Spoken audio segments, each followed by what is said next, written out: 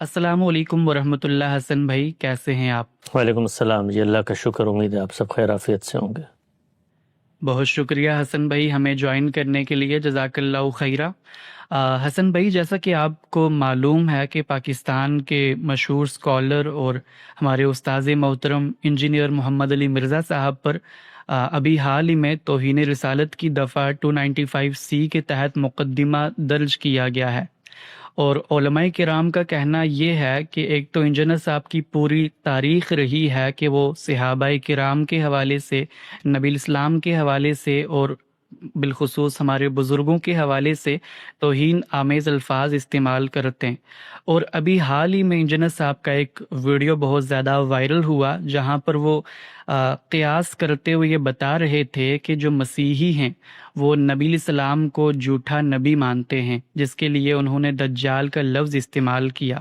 اور اسی لفظ دجال کے استعمال کرنے پر علماء کرام نے گرفت کی اور یہ کہا کہ یہ نبی الاسلام کی شان میں گستاخی ہے، اور باقاعدہ علماء کرام کے طبقے کی طرف سے انجینئر صاحب کے خلاف کفر اور مرتد کے فتوے جاری کیے گئے، اور آج وہ جیل کی سلاخوں میں پڑے ہوئے ہیں۔ تو اسی حوالے سے میں چاہوں گا کہ آپ ہماری رہنمائی فرمائیں کہ ایک شخص جس کا پورا ٹریک ریکارڈ ہمارے سامنے موجود ہے کہ اس نے اسلام کی تبلیغ کرنے میں ساری زندگی گزار دی، اور اب اس پر الزام لگایا جا رہا ہے کہ اس نے ہمارے نبی الاسلام کی شان میں گستاخی کی ہے، تو کیا یہ انصاف ہے؟ اور اس کے ساتھ ہمیں یہ بھی بتائیے گا کہ توہین رسالت کے قانون کے حوالے سے جو عموماً ایک تاثر پایا جاتا ہے، تو اس پر آپ کے کیا تاثرات ہیں؟ جی جناب،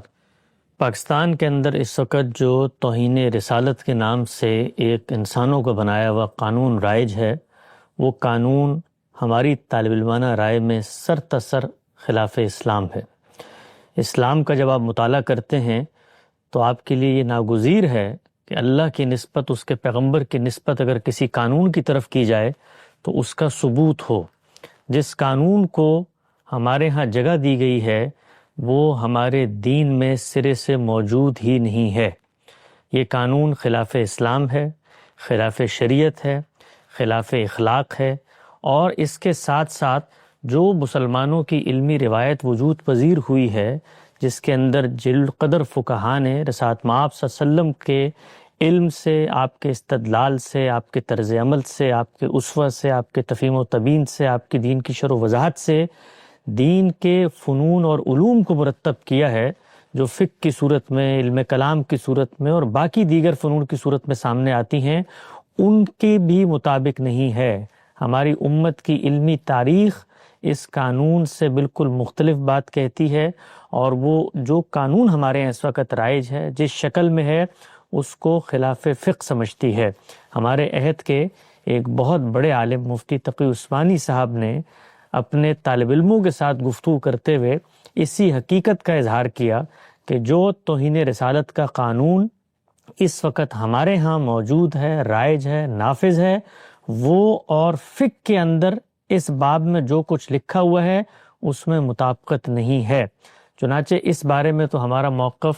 ہمیشہ سے یہ رہا ہے کہ اس قانون کے اندر ترمیم ہونی چاہیے، اس قانون کو درست ہونا چاہیے ہے، اس لیے نہیں کہ اس کا غلط استعمال ہوتا ہے، اس لیے نہیں کہ یہ مذہبی لوگوں کا ایک ہتھیار ہے جو اپنے فرقہ وارانہ تعصبات کے لیے وہ ایک دوسرے کے خلاف استعمال کرتے ہیں۔ سب سے پہلے اس لیے کہ یہ اللہ اور اس کے رسول کے نام پر بنایا گیا ہے، اور دنیا کو یہ پیغام دیتا ہے کہ وہ خدائے بلند و برتر جو اس کائنات کے نظام کو انصاف سے چلانے کی بات کرتا ہے، اس کی دی ہوئی ہدایات میں کسی شخص کے منہ سے کوئی ایسا کلمہ نکل جائے جس کی وضاحت، جس پر ندامت، جس پر رجوع، جس پر توبہ، جس پر انابت کی سرے سے کوئی گنجائش یہ قانون ہی نہیں مانتا۔ یعنی وہ خدائے بلند و برتر جو زندگی بھر کفر کرتے رہنے کے بعد، شرک کرتے رہنے کے بعد، جس وقت آپ اسلام کی طرف رجوع کرتے ہیں تو آپ کے سابقہ گناہوں کو معاف کر دیتا ہے، اس خدا کی نسبت سے ہم اس قانون کو دنیا میں پیش کرتے ہیں کہ خدا کا اقرار کرنے کے باوجود، اس کی شریعت کا پابند ہونے کے باوجود، آپ کے منہ سے اگر کوئی ایسا کلمہ نکل جائے جس پر لوگوں کا یہ تاثر ہو کہ کوئی گستاخی ہو گئی ہے، کوئی اہانت ہو گئی ہے، تو آپ کے پاس وضاحت تک کا موقع نہیں ہے۔ آپ اگر کسی غلطی کا ارتکاب کر چکے ہیں تو اس پر توبہ رجوع انابت کا موقع نہیں ہے۔ تو اب یہ وقت آ چکا ہے، دنیا کے سامنے یہ بات کھل چکی ہے کہ یہ قانون جو ہمارے ملک میں رائج ہے، جس کو انسانوں نے بنایا ہے، جس کے اندر ترامیم انسانوں نے کی ہیں، شریعت کا قانون اٹل ہوتا ہے، وہ قائم شدہ ہوتا ہے، وہ ثابت شدہ ہوتا ہے، اس کے اندر اس طریقے سے ترامیم اور تغیر نہیں ہوتے۔ یہ انسانوں نے قانون بنایا تھا، اور اس قانون کی اپنی تاریخ کیا ہے اس کو آپ پڑھ سکتے ہیں۔ جس طریقے سے قانون وجود پذیر ہوا اس کو آپ دیکھ سکتے ہیں، کیسے ہمارے مقننہ نے، کیسے ہماری انتظامیہ نے اس قانون کے استدلال میں غلط نقطہ نظر کو پیش کیا۔ جن علماء اور دانشوروں نے اس کے ثبوت کی بحث کی، انہوں نے غلط حوالے پیش کیے، خود ہمارے علم کی غلط آراء کو نقل کیا گیا۔ تو اس قانون کے بارے میں تو اب دو رائے نہیں ہو سکتی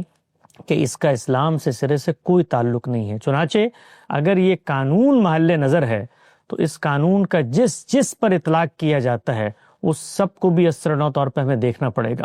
یہ قانون ایک سیاسی قانون کے طور پر استعمال کیا جاتا ہے، ہماری ریاست بھی اس کو استعمال کرتی ہے، مذہبی گروہ بھی استعمال کرتے ہیں۔ نام ہے ناموس رسالت کے تحفظ کا قانون، لیکن حقیقت میں یہ اپنے فرقوں، اپنے مسلک، اپنی برتری اور اپنے خلاف اٹھنے والی آوازوں کو دبانے کا قانون ہے۔ اس قانون کو ریاست کے کارپردازوں نے ان لوگوں کے خلاف بھی استعمال کیا جو اس ملک میں مسلح انتظامیہ کی مداخلت پر کچھ سوال اٹھاتے تھے،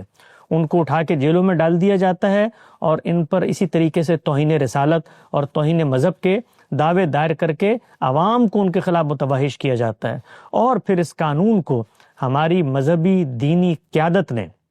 استعمال کیا ہے، اور ریاست ان کی باج گزار بن کے، ان کی دریوزہ گر بن کے، ان کے مذموم مذہبی مقاصد کے سامنے سرنڈر کر کے اس قانون کو ہتھیار کے طور پر استعمال کرتی ہے۔ ہمارے علماء کو 1000 سال سلطنت کے اندر ایک اسٹیک ہولڈر اور پاور شیئرنگ کے فارمولے میں شریک کیا گیا تھا۔ ان کو جس وقت اس اقتدار کا خاتمہ ہوا تو یہ آخری ہتھیار ہے جو ان کے پاس ہے، جس کے ذریعے سے وہ ہر وہ آواز جو ان کے نقطہ نظر، ان کے مقاصد سے مختلف اٹھے، اس کے لیے اس کو استعمال کرتے ہیں۔ یہ کوئی قانون کے طریقے پہ استعمال ہوتا ہی نہیں ہے، نہ اس کا کوئی پروسیجر ہمارے ملک میں رائج ہے۔ جس وقت کسی شخص پر الزام لگ جائے تو الزام کی تحقیق، بندے کا بیان، اس کی نیت، اس کا کریکٹر، اس کا ماضی، اس کا حال، اس سب سے قطع نظر آ کر اس کو مجرموں کی طرح سلاخوں کے پیچھے دھکیل دیا جاتا ہے۔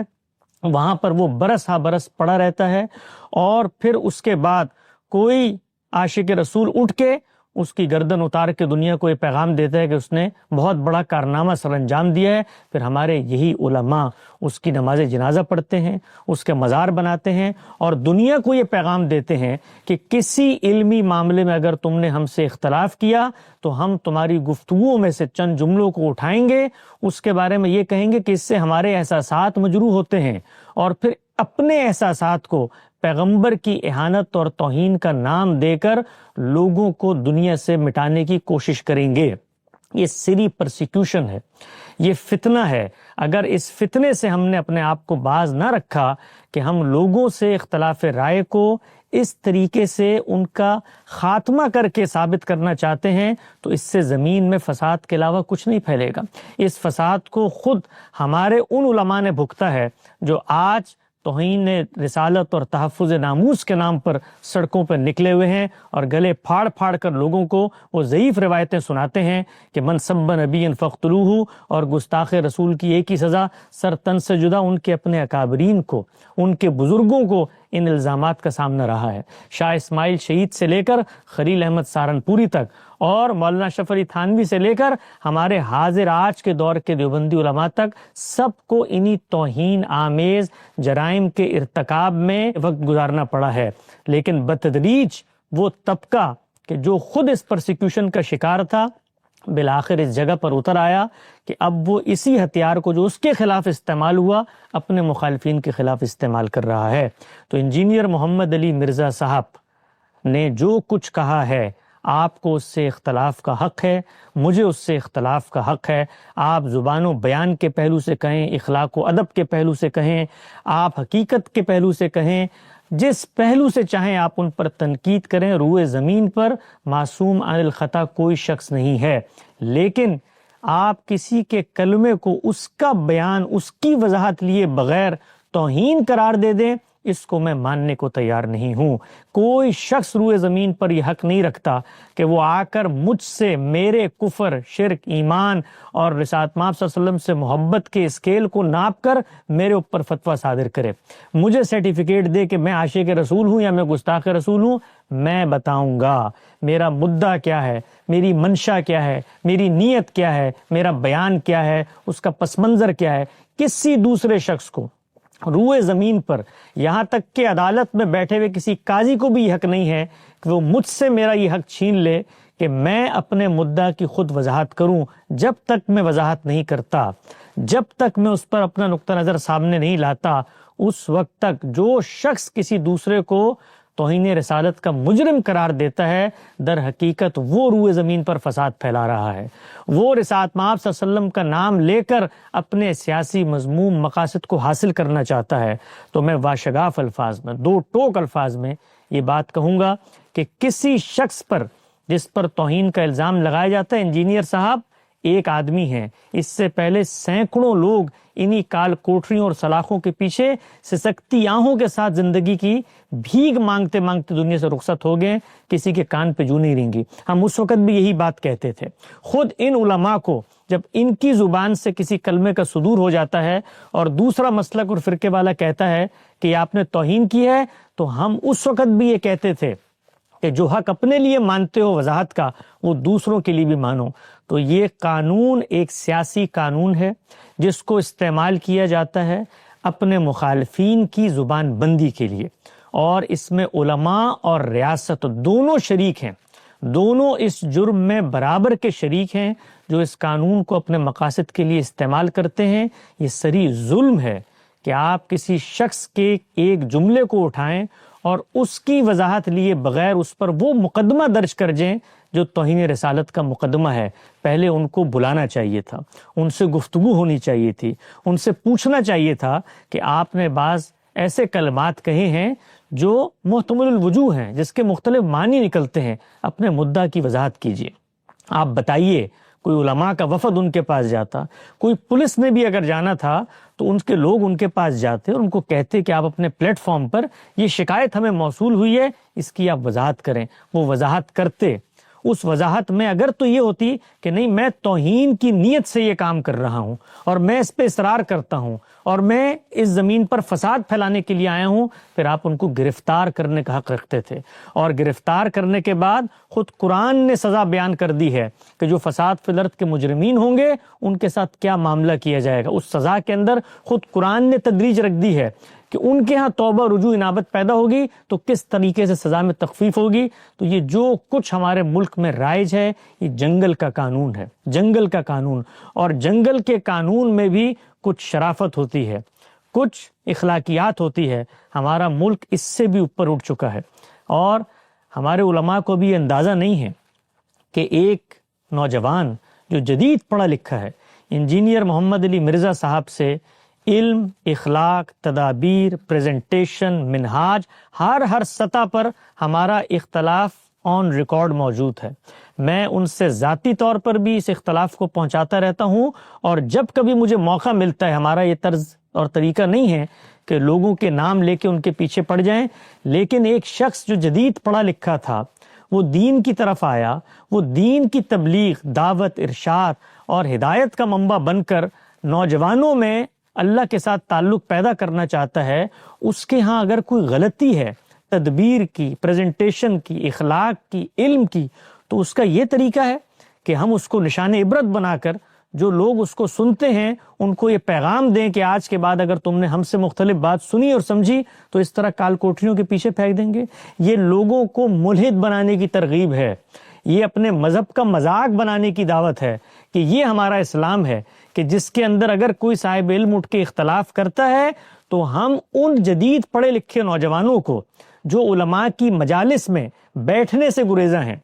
وہ ان کے طرز تکلم کو سننے پر آمادہ نہیں ہیں، وہ ان کے لب و لہجے سے متنفر ہو چکے ہیں، ان کو اگر کوئی نئی آواز پہنچتی ہے تو خدا کا شکر ادا کرنا چاہیے۔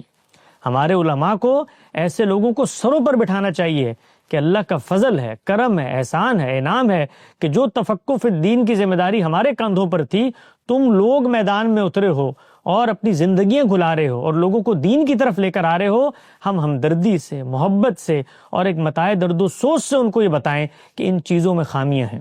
ان چیزوں کو بہتر کرو، ان چیزوں پر توجہ کرو۔ لیکن ہم اس کے مقابلے میں کیا کرتے ہیں؟ بند باندھتے ہیں، فتوے جاری کرتے ہیں، لوگوں کی کردار کشی کرتے ہیں، ان کے نام بگاڑتے ہیں۔ یعنی جو قرآن مجید ہمیں لوگوں کے نام بگاڑنے سے روکتا ہے، تنابز بالالقاب سے روکتا ہے، ہمارے علماء کی زبان کی نوک پر وہ تنابز بالالقاب ہوتا ہے۔ یہ سب سے بڑی خلاف شریعت اقدام ہے۔ اس کے اوپر قانون سازی ہونی چاہیے،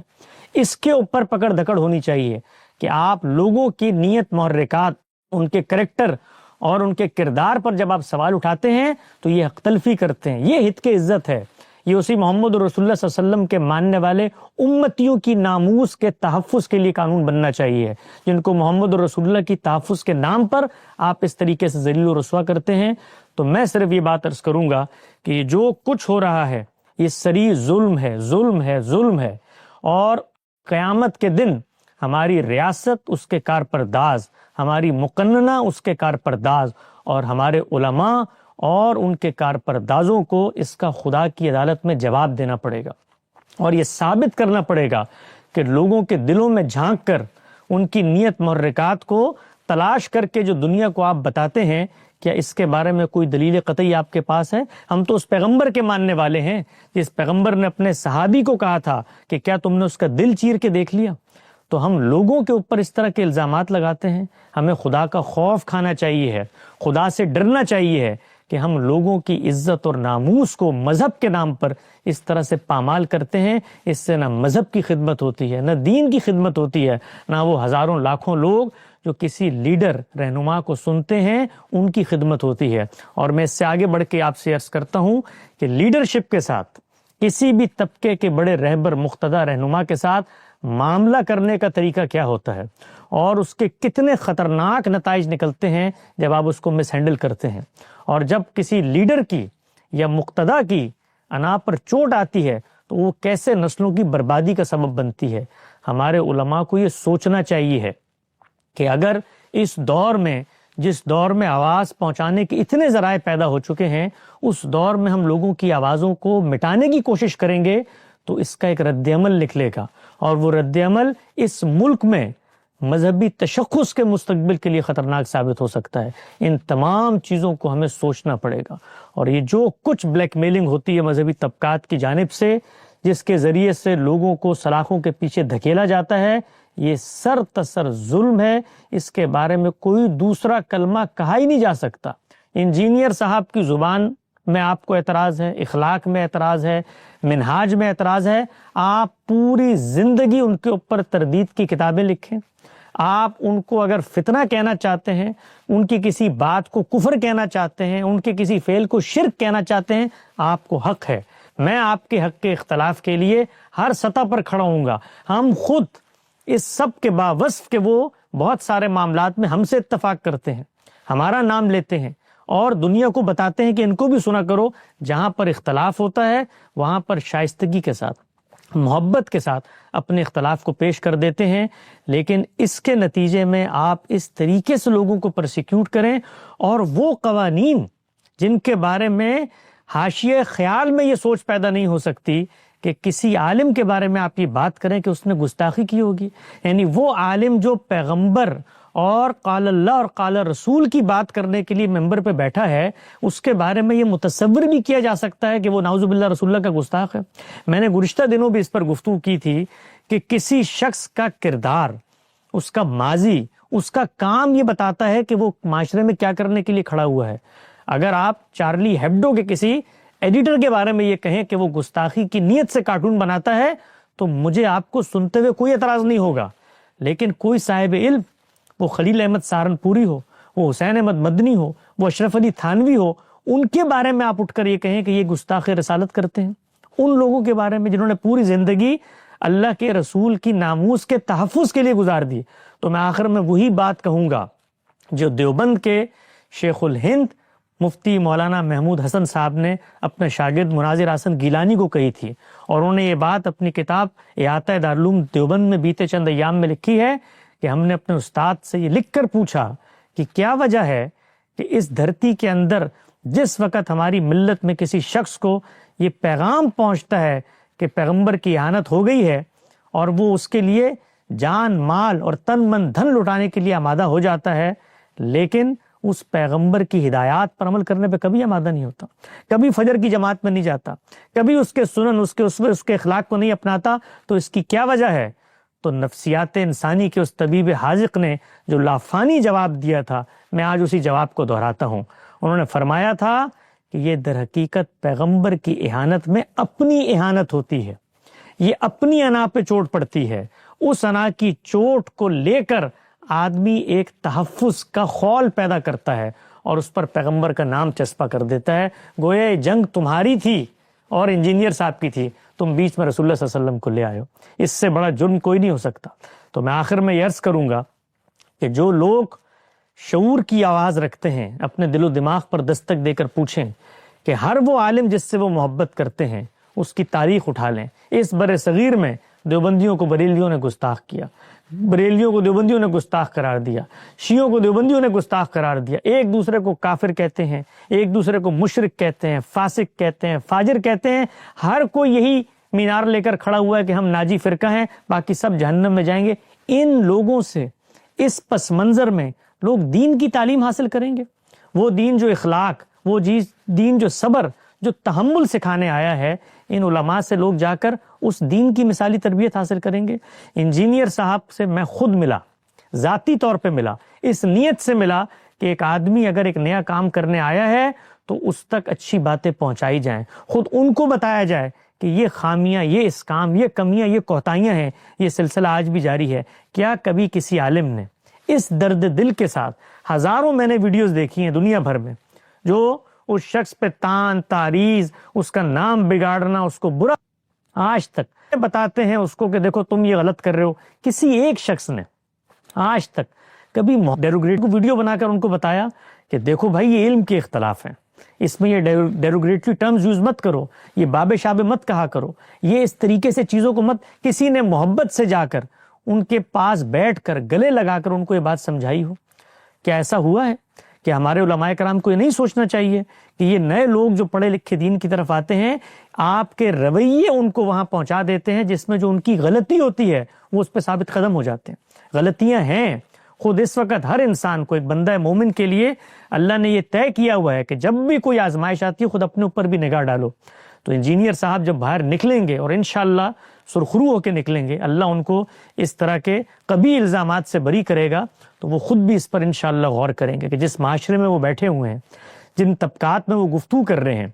وہاں پر خود اپنی تربیت کریں، اپنے اندر نرمی لائیں، اپنے اندر بہتری پیدا کریں اور لوگوں کو اسپیس دیں، لوگوں کو وہاں نہ دھکیلیں جہاں پر پھر اس طریقے کے متنفر لوگ ان قوانین کا سہارا لے کے ان کا نام زمین سے مٹانا چاہیں۔ اس معاشرے میں رہ کر انہوں نے کام کرنا ہے تو اخلاق کے ساتھ، تہذیب کے ساتھ، شائستگی کے ساتھ اور پیغمبر کا اسوہ اپنا کر طریقہ کار سے بات کریں۔ یہ سب چیزیں وہ باہر نکلیں گے، ہم تب بھی کہیں گے، وہ اندر ہیں، ہم آج بھی کہہ رہے ہیں، لیکن اس کے نتیجے میں کوئی شخص یہ اختیار نہیں رکھتا کہ وہ ان کے اوپر گستاخی کا فتویٰ صادر کرے۔ 295 جیسا انسانوں کا بنایا ہوا خلاف اسلام قانون، جس کے اندر جو کچھ اسلام بیان کرتا ہے اس کی خلاف ورزی کر کے لوگوں کو پیغمبر کے نام پر قتل کیا جاتا ہے، ان کی پرسیکیوشن کی جاتی ہے، کوئی وکیل نہیں ملتا، کوئی جج فیصلہ دینے کو تیار نہیں ہوتا، کوئی انصاف نہیں ہوتا اس قانون کے تحت۔ لوگ کال کوٹریوں میں اشرے گزار کے چلے جاتے ہیں، کسی میں ہمت نہیں ہوتی بات کرنے کی، اس لیے کہ لوگ ڈرتے ہیں ہم نے اس پر بات کی تو یہی الزام ہم پر لگا دیا جائے گا، نعوذ باللہ، کہ اس نے تو توہین رسالت کے قانون کی اہانت کر دی ہے، اور اس خوف سے کوئی بات کرنے پر آمادہ نہیں ہوتا۔ تو میں بغیر کسی خوف کے، تردد کے، بغیر کسی شائبہ اختلاف کے کہ علماء جو چاہیں کہیں، عام لوگوں کو یہ پیغام دینا چاہتا ہوں کہ یہ قانون اسلام کی صریح ہدایات کے خلاف ہے، یہ قانون فقہ کے اندر لکھی ہوئی ہماری تاریخ کے خلاف ہے، اور یہ قانون انسانیت اور اخلاق کے خلاف ہے۔ لوگوں کے اوپر جس وقت یہ الزام لگتے ہیں تب ان کو یہ بتانا پڑتا ہے کہ ہم لوگ کون ہیں. اور یہ جو سب لوگ اس وقت خوشیاں منا رہے ہیں، جتنے لوگ اس وقت شادیانے بجا رہے ہیں اور نکلے ہوئے ہیں سڑکوں پہ اور ان کے چہروں کی خوشی دیکھنے کے قابل ہے، ان سب کو میں یہ پیغام دیتا ہوں کہ یہ جب بستی جلے گی تو سب کے گھر یہاں پر آئیں گے. آج یہ ہے، کل تم ہوگے. اور ہم نے یہ کر کے دیکھا اس جہادی ماحول میں کہ جب ہم اپنے پڑوس کے ملکوں میں جہادی لشکر بھیجتے تھے، اس وقت بھی ہمارا استاد یہ بتاتا تھا کہ یہ واپس گھر کو آئیں گے اور پھر تمہیں پکڑ پکڑ کے ذبح کریں گے. تو اس قوم نے دیکھا کہ اسی ملت کے علماء کو چوک چوراہوں میں، گلی بازاروں میں، دیوانوں اور ایوانوں میں اٹھا کر انہی شاگردوں نے ذبح کیا، اور اسی کلمے کا نام لے کر جو سبق ان کو پڑھایا گیا تھا. تو یہ جو آگ لگائی جا رہی ہے اس وقت، یہ آگ ہر ایک کے گھر کو آئے گی اور اس وقت بچانے کو کوئی نہیں ہوگا. اور آپ کو کون بچائے گا؟ اصل میں جس دین کو آپ لے کر کھڑے ہوئے ہیں، لوگ اس سے متنفر ہو جائیں گے. تو میں خاتمہ اس بات پر کرتا ہوں کہ اس ظلم کے خلاف ہر شخص کو آواز اٹھانی، ہر وہ شخص جو انجینئر محمد علی مرزا سے اختلاف رکھتا ہے، یہ وہ وقت ہے کہ وہ آگے آئے اور کہے کہ میرا اس سے اختلاف علم کا ہے، اس کے طرز تکلم کا ہے، تہذیب اور شائستگی سے عاری ہونے کا ہے، اخلاق سے پست ہونے کا ہے، بد زبانی کا، ہر چیز کا ہے. لیکن میں کسی شخص کے بارے میں یہ دعویٰ نہیں کروں گا کہ وہ گستاخ رسول ہے. لہٰذا جو کچھ ان پر یہ قانون لاگو کیا گیا ہے، فی الفور اس کی تحقیقات کر کے ان کو رہا کرنا چاہیے. جی بے شک حسن بھائی، سبحان اللہ. اور ماشاء اللہ بہت دردمندی سے اور بہت بہادری سے آپ نے اپنا دو ٹوک موقف بیان کیا، اور ایسے وقت میں بیان کیا جہاں پر کوئی توانا آواز ہمیں نظر نہیں آ رہی تھی. اور بڑی وضاحت کے ساتھ آپ نے یہ بھی بتایا کہ توہین رسالت کا جو قانون ہے وہ قرآنی قانون نہیں بلکہ انسانی قانون ہے، اور کیسے ہمارے علماء کرام اس کا غلط استعمال کرتے ہیں. جزاک اللہ خیرہ. اللہ پاک آپ کو جزائے خیر عطا فرمائے. ویڈیو کو لائک کریں اور چینل کو سبسکرائب کریں.